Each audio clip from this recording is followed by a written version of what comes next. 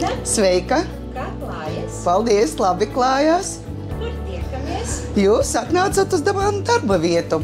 Tas ir mūsu tramvajiņš, te ir mūsu darba vieta, mūsu kabīne. Lūdzu, varat ienākt. Saka, lūdzu, cik ilgi jau tu strādā Rīgas satiksmē? Rīgas satiksmē strādāju jau 18 gadus, no 2007. gadā. Kāpēc tramvajs? Tramvajs atšķirās no visiem citiem. Te nav stūres. Izdomāju, ka jāpamēģina, un atnācu pamēģināt, un patika.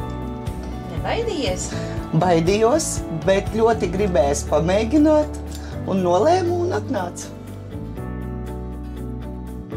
Kas tev visvairāk patīk tramvaju vadīšanā?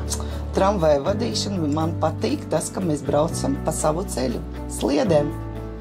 Un ar ko tu galvenokārt vadi šo lielo tramvaju? Tas ir mūsu darba pults, un te ir vadības vīra. Kā tu 3 vārdos raksturotu sievieti pie stūres, atvaino vadības pults? Sieviete pie stūres. Man liekas, sieviete ir atbildīgākā, uzmanīgākā un sirsnīgākā.